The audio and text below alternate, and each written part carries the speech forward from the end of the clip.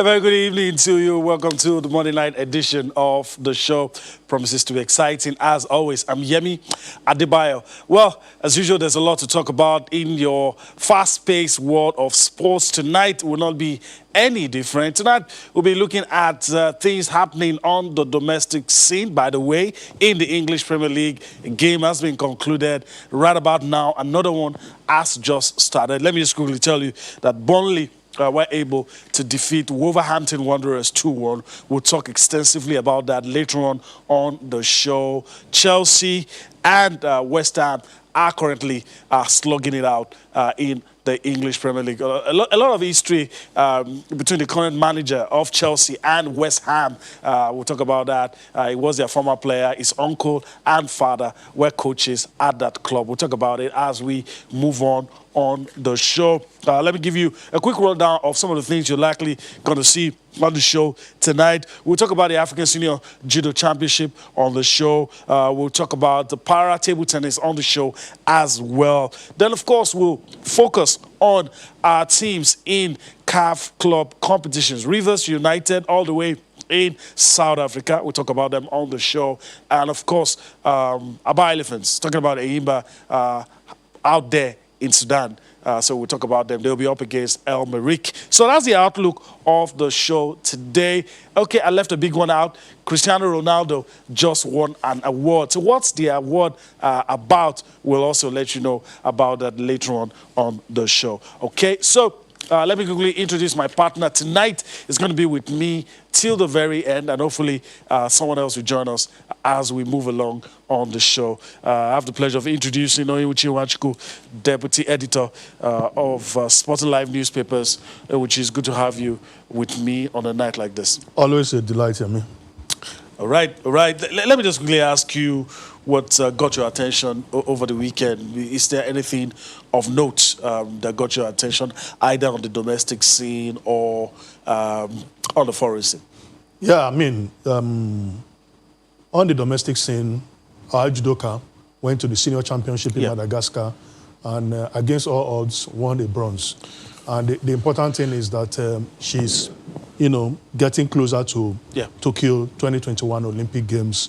And for me, the good news also is that she has a sponsor. Yeah. And the federation is supporting her. And from everything I've gathered, she's, in high spirits. Yeah. And this is what we've been talking about. If you have a very good product, they have a judoka, just one judoka, and she's doing well. The corporate body has come to identify with her, and she's going places. And they are ready to, they have promised to support her. She won a gold medal at another tournament in Dakar, Senegal in November. And also, Yemi, it goes to show that if you plan very well, you have prepared athletes, and you are very transparent, the support will come.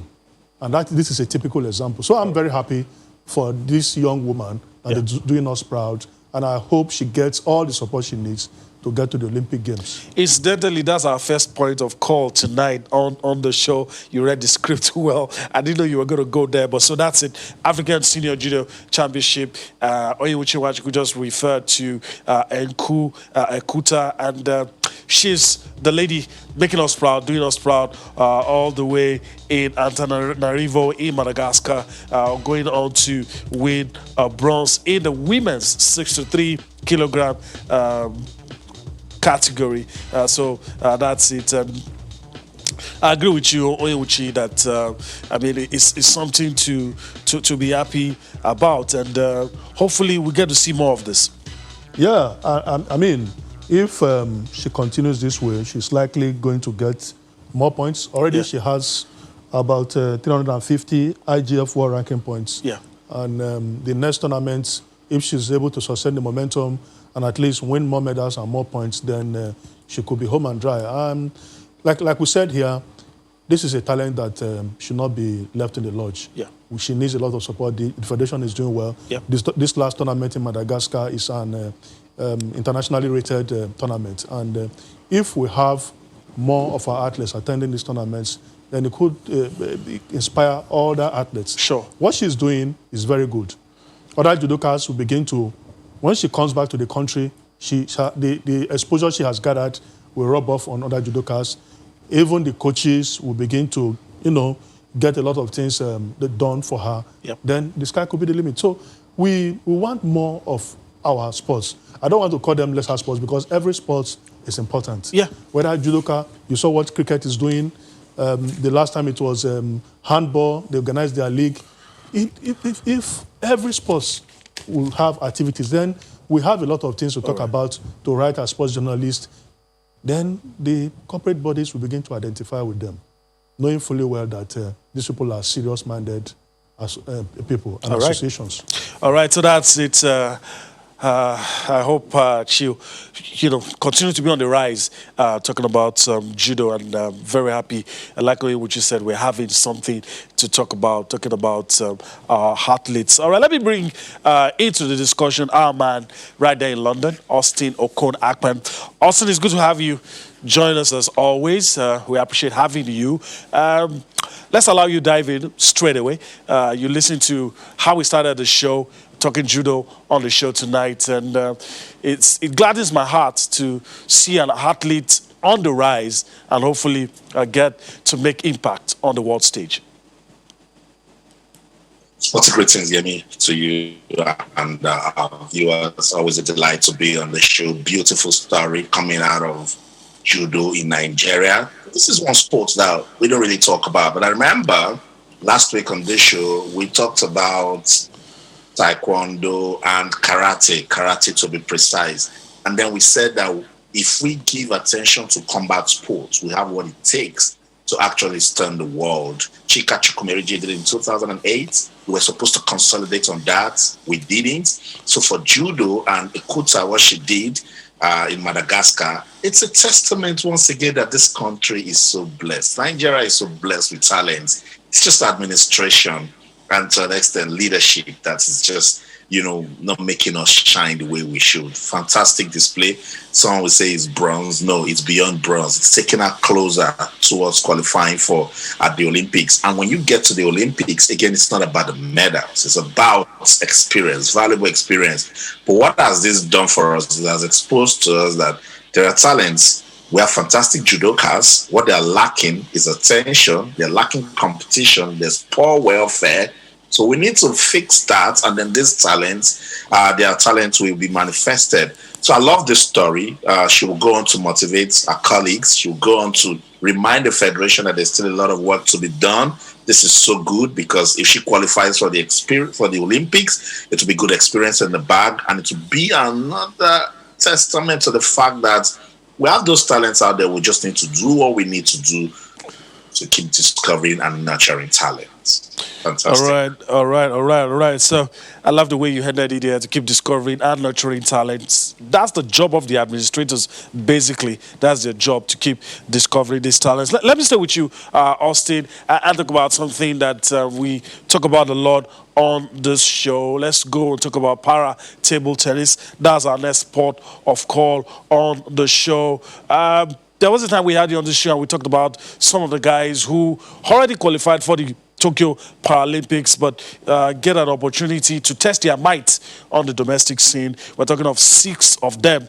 And of course, they've already booked their place, like I said, but at the second ValueJet Para Table Tennis Championship that was concluded at the Bola Adekoya Thomas at the Teslim Balogun Stadium. You have experienced players like Tajuni Agumbeade, Olufemi Ajayi, Ahmed Kole Osho, and all of them, pulling their weight in this. I'm particularly happy that we get the opportunity to see this tournament, and the fact that the guys that will be representing us also came out on top. And another opportunity for us to give attention to special sports development in Nigeria. Beautiful story. Shout out to Sunday Odebode Foundation for putting this one together. This is the second edition, and also a good one. It tells you that if we get more persons come out to support special sports, it will shine.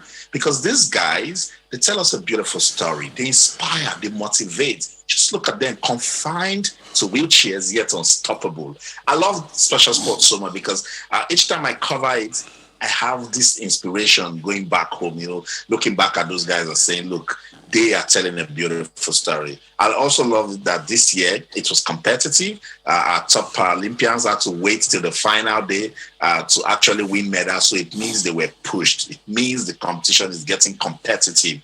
I would love it so much. Aside promoting inclusion, these guys are beginning to see the need to do what they need to do for their country. And the Paralympics is not far away. So this is a good warm-up for them to go out to Tokyo. They always deliver. About 7 of them have already qualified for the Paralympics. Shout out to Tajuddin Biade, Ahmed Kole Osho. I've told a beautiful story of how wheelchair para table tennis turned his life around. There's also Obazwaye, who has already won medals before even the final day.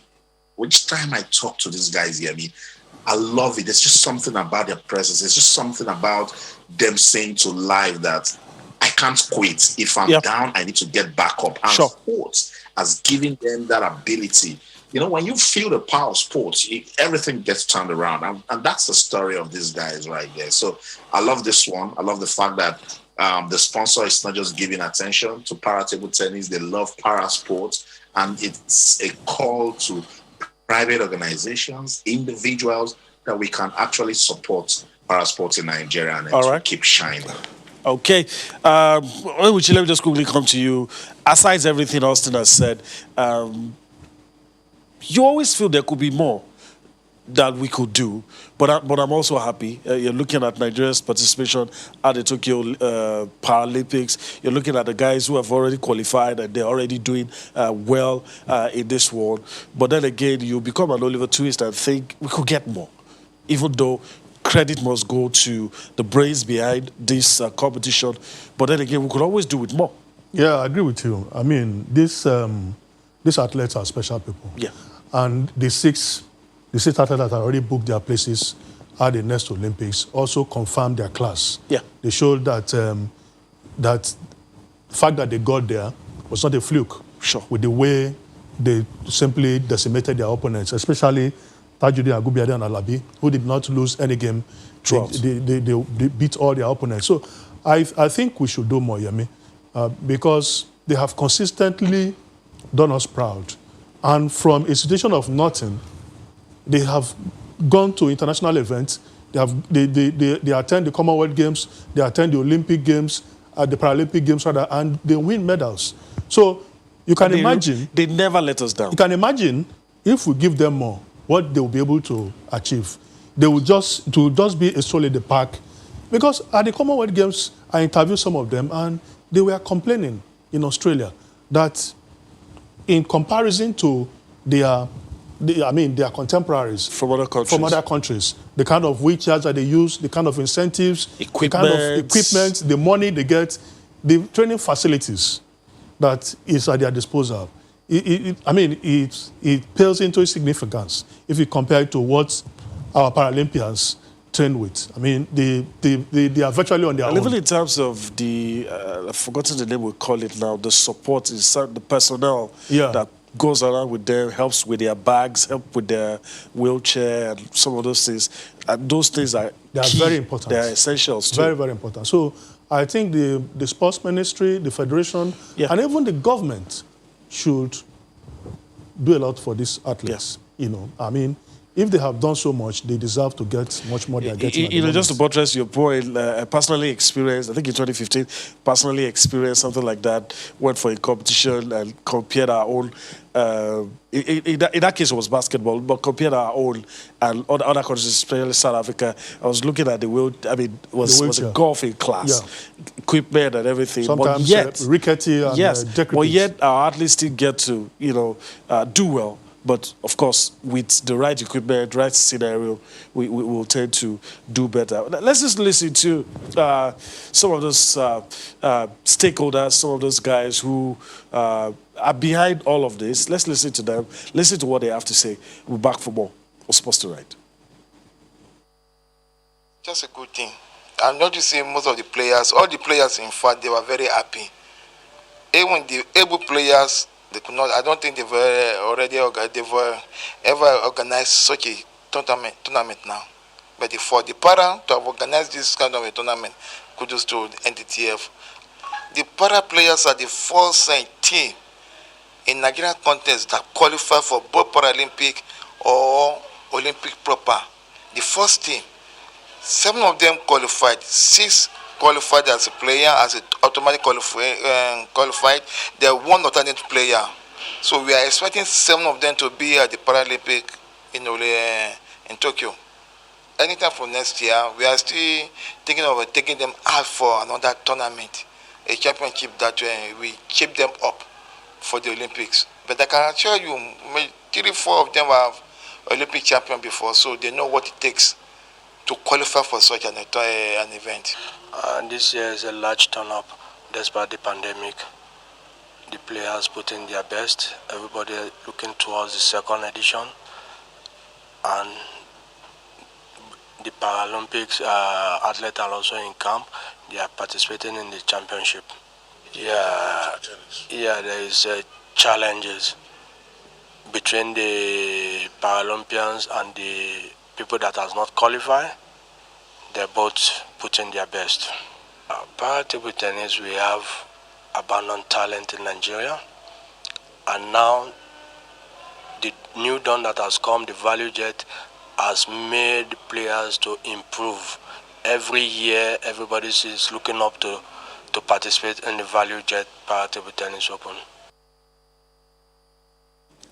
All right, the critical stakeholders bearing in mind, telling us, and on this show, we'll appeal to well-meaning Nigerians and lovers of sports to pay attention to the special athletes, pay attention, support them with competitions like this, bring out the best, especially because they never, ever disappoint Nigerians when they represent us at the Paralympics. And like you heard one of them say, some of these guys that we're talking about are have won medals at the Olympics, at the Paralympics already. So let's do well to support them. There's abundant talent. And of course, we could help all of these guys. Sports is money spinning. We could help them. And a lot of them their lives will be changed because of all of this. All right, let's go on now and talk about the National Sports Festival, the 20th edition of it. Let's talk about, there's been a fallout, new dates, protests, dates changed again, but it seems the dust has settled now and the dates have been agreed upon. But once again, let's listen to the Minister for Youth and Sports Development, Sunday Diary, bear his mind on the fallout and talk about the date for the National Sports Festival. Look at it, that timing is almost perfect for us when you look at the build-up to the Olympics. Because from that point, there's no let-up. We're done with that, we'll come with the National Youth Games. Okay? And then it just keeps our athletes. We're also careful to watch out about the burnout. We also have the cooperation of the NCDC. They've approved the rapid test kit, which is about 98% accurate. They've approved that. They will use it. It's the one we're using in the NYC camp. They will give us the relevant support. We're going to stagger, the teams that will come in. We're going to work with the state. So I think we hope for the best. All right, Minister of Sports, Sunday Diary, talking there. Onyuchi, a quick response, because we're going on the break right about now, but two critical things. He agrees with the dates. You look at the Olympics, it talks about the timing being perfect and also cooperation from the NCDC in terms of testing and everything shaping up to be a good sports festival. Yeah, I think the coronavirus has come to stay, so we have to live with it. We also have to look at a way like the Germans have done. They were the first to resume after the coronavirus break, and they've been able to do very well, testing a lot of players, putting the protocols at the stadium, and players are always, conscious of what they are doing. When you violate, you are immediately punished. But I hope that the Deputy Governor, who is the chairman of the local organizing committee, is also in synergy with what the minister has said. Okay. Because what we have seen in the past is that the minister or the NCDC and the PTF will say one thing, and the Deputy Governor, Philip Shaibu, we disagree. We hope they are on the same page. Hopefully. Yeah, so that Right. everything will be done and dusted. In sync. Yeah. All right. I agree with you on that one. We need to go on a break right about now. When we return from that break, still so much for you on Sports Tonight. Join us again. All right, welcome back. And we're still on the matter. We're talking about a lot of things happening in the world of sports. National Sports Festival. We've talked about the para-table tennis. And we've also talked about judo. All right, let me go to Austin. Austin, you listened to the sports minister. You heard him talk about two critical issues: the timing of the sports festival and how to handle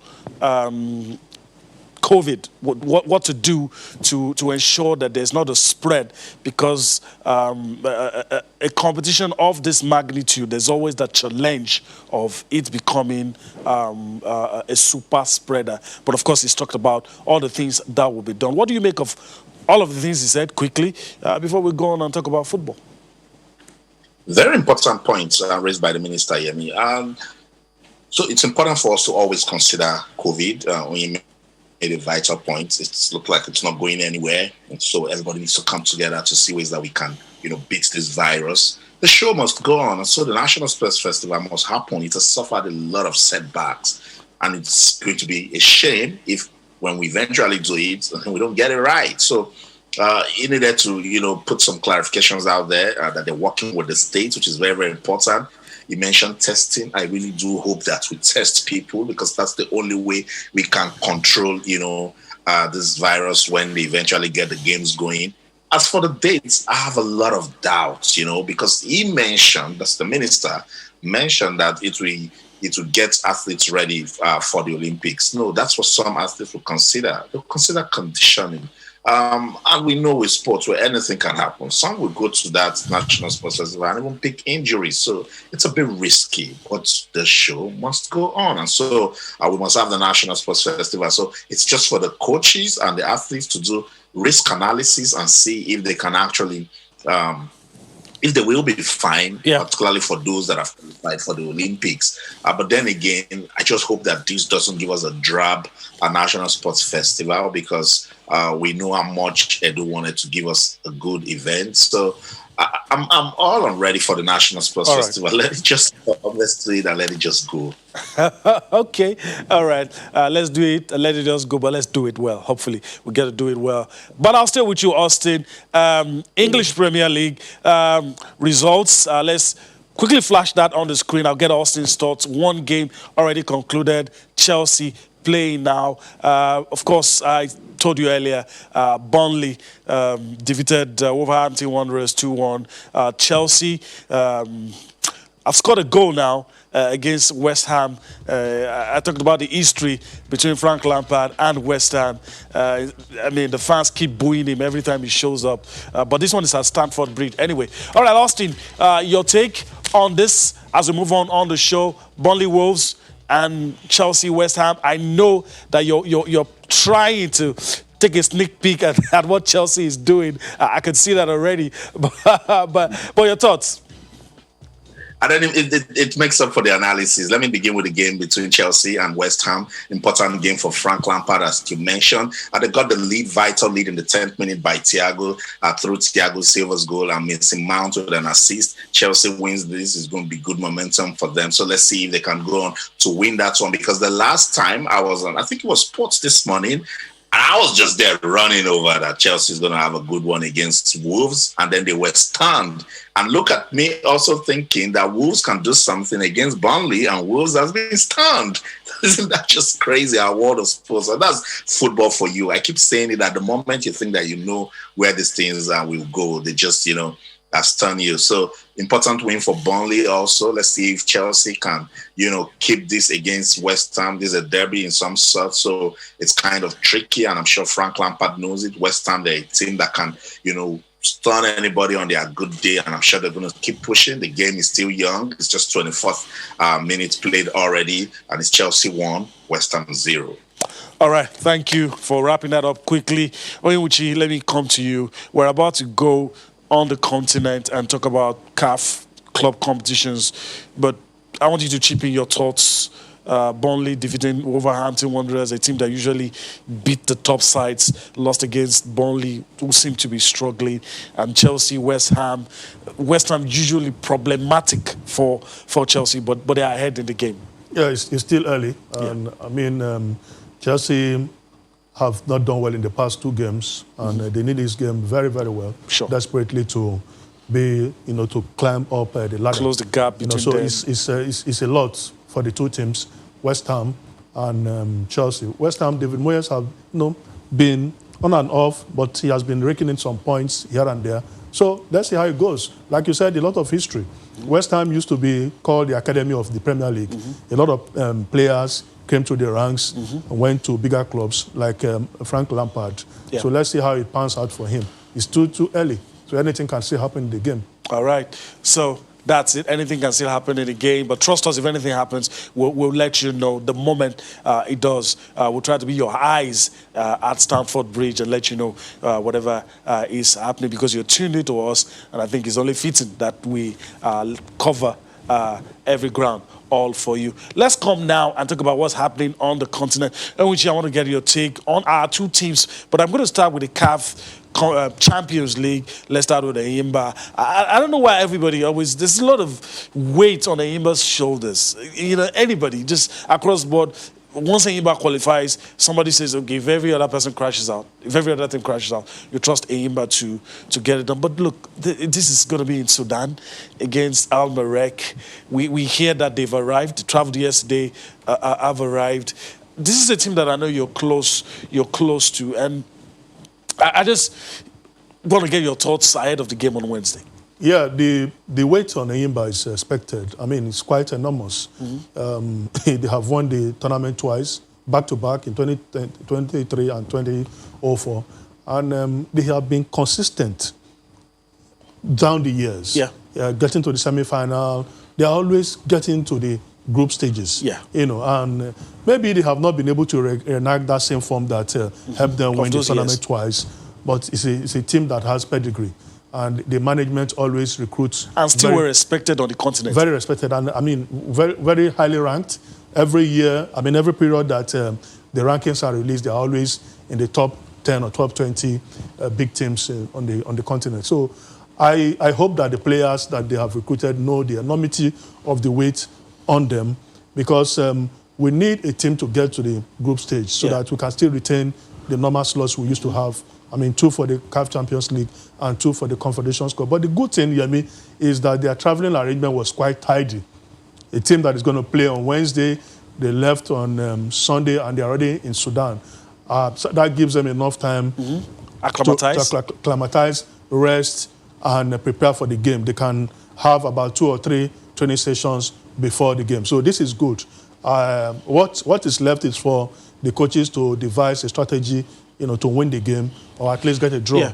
Before I hear you talk about Rivers United, that were playing away first, is it a good omen, or is there going to be any advantage? I mean, a lot of people have told me it doesn't matter. It doesn't matter. I mean, you saw what happened to the same Ayimba. They played in Ouagadougou against Rahimo. They won 1-0. And they almost bungled the second leg in Aba, and even got a red card. So you need to understand that the game is about 2 legs. If you do well away, very fine. And you messed up at home. And, I mean, wrap it up. Okay. So if you allow complacency to set in, this is CAF Champions League. All right. All the teams are the best from their countries. So they have equal chances as you, whether you are playing away or home. All right. So, Austin, pitch in quickly. I know, as many football lovers in the country, when it comes to the domestic scene, we always can take it for granted. Everybody believes Ayimba will always give Nigeria a credible outing in any of those competitions. But this is Al Merrek, a Sudanese team, one of the countries that is respected in African football. That's club football. So your thoughts ahead of that game? Well, I think I love the pre-signs Ayimba and Rivers United are already showing. It means they're watching the show, they're listening to us. So the first step is to make sure that your planning is right. They've arrived on time, have a good feel of the pitch, understand the terrain, In fact, even monitor your opponents, do a little bit of background research about them before the match. Don't put yourself under any form of pressure. Take care of players' welfare. Tick those boxes that you need to tick before the match and then go into the pitch and do it. So whenever our teams are going away first, I always tell them, be good away and be better at home. So for Aimba, they understand and they know that the pedigree of Almeric in the CAF Champions League. So there's no room for complacency. They tried to be complacent with the Burkina Faso team, and they were almost hurt. So this is African football at the top level. And Aimba, yes, a lot of people put so much confidence on them, but look, you're as good as your last performance, unless you decide to improve on it. Okay. So let's see what they can give. I just love the fact that they touched down on time, and then that gives them enough time to prepare and, get into a relaxed mood before the match. Just get everything done that will make you comfortable ahead of that one on Wednesday. All right, quick one. Rivers United, pictures surfaced on social media. The train, ahead of their game against Bloemfontein Celtics, the train at the stadium, how they feel. And like you said, it eases that tension somewhat, that you feel that, I hope our teams don't bungle their plans. But to see them already trained, already acclimatized, as of now, they'll probably be back in their hotels from the information put out by the media officer. And how reassuring is all of that? As the South African side is not as dreaded as the North Africans, and maybe a sprinkling of teams from Sudan and some other, but how does all of that factor into the game in midweek? Again, it will be another tale of don't underrate your team for Rivers United. I love the fact that now, for instance, I think they got in on Saturday, which is very good time to arrive in South Africa. South African club sides have been doing so well with continental football, I think, in the last 4 years. So Rivers United can't afford to sail because it's Bloemfontein. It's not Mamelodi Sundown, so we're going to beat them. No, it doesn't work that way. This is continental football. If you have a chance to go on the pitch, you need to give 100%. And I think they learned a lot also from their preliminary round fixture. So for them, this one is another opportunity to keep getting better and advancing in the competition. Stanley Aguma says he loves the momentum he's seen in the team, that the pressure they got in their first one, winning down their penalties, has taught them a tough lesson that they need to get it done when they have the time to do it. So again, a big plus for them that they got in on time, and they've already started, knowing the ground and pushing that ball around. So it's very, very important. Bloemfontein also is a team that has got some good organization, and sometimes, check it. Some teams that you don't expect to play good football, go look at their structure. Their structure makes them win because the players understand that management is doing so much for them as a team that they owe them that. It's those little things that you take in football that actually gives you victory. So they're not a team that you can underrate, because if Rivers United think that they are not good, then why are they playing in the same CAF Confederation Cup as you are? So you need to go out there and get the job done. If they are good against Bloemfontein, let's say they don't win and they don't lose, then they need to come to Port Harcourt, get better, win, and advance in the competition. All right. Thank you, Austin. Onyewuchi, I'd also like to get your thoughts on Bloemfontein Celtics, Rivers United. Austin has said a lot about the traveling arrangements. In our private chat, we talked about it as well. I'm very happy. But at the end of the day, it's the result that counts. Absolutely. Bloemfontein Celtic, their last game in the Premier League in South Africa, they drew with Kaizer Chiefs 1-1. So, it's not a team that you can underrate. Mm-hmm. So I hope, like we said here the other time, when you are going to prepare for a continental game, a lot of things must be taken into consideration. We are still grappling with a lot of challenges here. Yes, the COVID-19 has affected the kickoff of the league, and there is really nothing anybody can do about that. The LMC cannot be blamed because the prerogative was for the NCDC and the petroleum, the PTF to lift the ban on contact sports, which they did some weeks ago. So if you're going to play, you must get your acts right. You must get your strategies right. The South African League is on cable television. I expect that the coaches, the technical crew of Rivers United should put on their thinking caps and watch a lot of the their tapes. games. There should be no excuse. You know, it's so funny that our coaches here will tell you that they don't know anything about their opponents. In the 21st century, I mean, it's unacceptable. So get the tapes, watch them very well, then map out strategies. You need to get the points in South Africa. Because this, like also said, these are teams that are well structured. I've seen Mamelodi Sundowns some years ago come to Abeokuta to play Julius Berger. They were well organized. From what they wore, the kits, everything was well planned out. So you are playing against a team that is well coordinated. So you must have to be on your toes. You must get your ass right. The strategies must be right. The players must not lose focus or concentration so that you can get these points and come home and wrap up the game. Okay, we'll leave it at that for now. Hopefully to be 2 out of 2 for Nigeria. That's what we hope for. It wouldn't be good if at the end of all this. But it's tough. It's a tough ask. But, I mean, to be the best, you have to beat the best. You have to beat everyone that is in front of you. So let's just leave it at that for now. So if there's any update in the English Premier League, we'll give that to you. But let's quickly look at the Carabao Cup. It's going to be played tomorrow. Yeah. So let's just quickly take a look at the fixtures, what's going to happen. It's interesting. Arsenal, with all of their problems, I mean, they're not going to be facing Manchester City. It's not going to be easy at all. We have Brentford. Okay, that's it. Quarter-first fixtures. Brentford taking on Newcastle United. Arsenal taking on Manchester City. And in the other fixture, all of these are quarter-final fixtures. Stoke City takes on Spurs. Everton take on Manchester United, but that's later on. I'm already seeing a rueful smile on Austin's face, so let me go to Austin and talk about it. I know you're not an Arsenal fan, but I pity those Arsenal fans because it's just not a good moment to be playing a top side like Manchester City, who have their own problems as well, but not like Arsenal.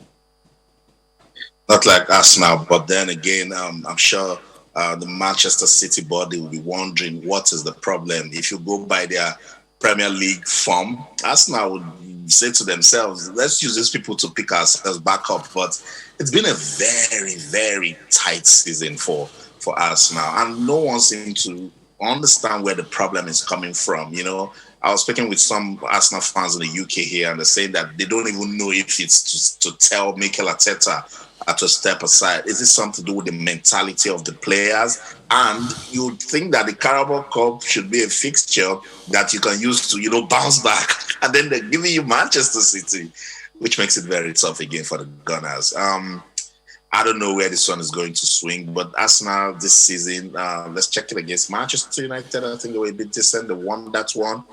Against the big teams, they can bring up a surprise when you least expect, but there's just this confidence lacking in the team. And when you look at the Premier League table, it tells the story. They are 15th on the log and they've lost 8. They've lost 8, Yemi, out of 14 matches. Can you believe it? So you start wondering, where did all of these problems come from? This is the same Arsenal that when they won the FA Cup last season to wrap up the season, a lot of persons were expecting them to, sustain that momentum and then make Mikel Arteta comfortable on the job. All right. It's not just happening. Okay. Manchester City also, they will be wondering what's keeping them where they are on the table. So for both sides, this fixture is just one that they can use to rediscover their form.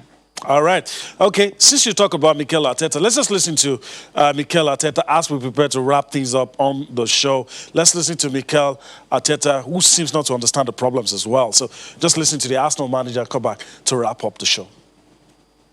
I never read what is happening. I know more or less what is happening, but I never read it in beautiful moments. Don't read it in difficult moments. I don't read it. I just try to focus on the job and what I have to do. But obviously, a club of this stature deserves the best. And when it's not happening, everybody's going to question what is happening. And obviously, I'm the most responsible one in terms of results. So I have to accept that, obviously. When you look at the perspective, how we are losing football matches and how we are where we are, it's pretty incredible. Because last year against Everton, we won the game with 25% chance of winning, supported by all the stat. You win 3-2. last weekend is 67% chance of winning any Premier League in history and 9% of losing, and you lose 3% against Burnley, and you lose 7% against the Spurs, and you lose. There is something else a part of that. It's not just the performance on the pitch, it's something else that has to go our way, and at the moment, it doesn't. Saying that, he doesn't care because you lose, and the only thing that cares is that you lose the football match, and this is why we're here. All right, that almost sounded like a start attack. He was throwing in the stats. Anyway, we're about to go, but I feel for the Arsenal manager. Honestly, the man is frustrated, and you can understand his feelings. He won the FA Cup, and everybody felt that that's the Messiah. Yeah, but I think basically, the players have let him down. They brought in Willian with the assumption that he's going to leave the team. The players have shown lack of desire, lack of ambition. Really don't know what happened to Aubameyang. He started well, scoring goals. Some people say immediately he signed a new deal. The goals went to sleep. So I really, I feel bad for Arteta. Yeah. A lot of people do, but that's his job. He's been paid to solve problems. All right, we've crossed the finish line on the show. But first, I want to thank my guests on the show. Let me start from London. Our man, Austin Okon Akpan. Once again, I want to thank you for your time on the show today. Hopefully, we get to do this some other time. Thank you so much. Always a delight to be on the show. All right. And once again, always good to have you here. And I hope to do this next week, hopefully. Thank you so much. All right. Delight. All right. So that's the show today. I hope it was worth your while. We're back here again tomorrow to do what we love doing best, which is taking you on a trip across the money-spinning world of sports. I'm Yemi Adebayo. Bye-bye now.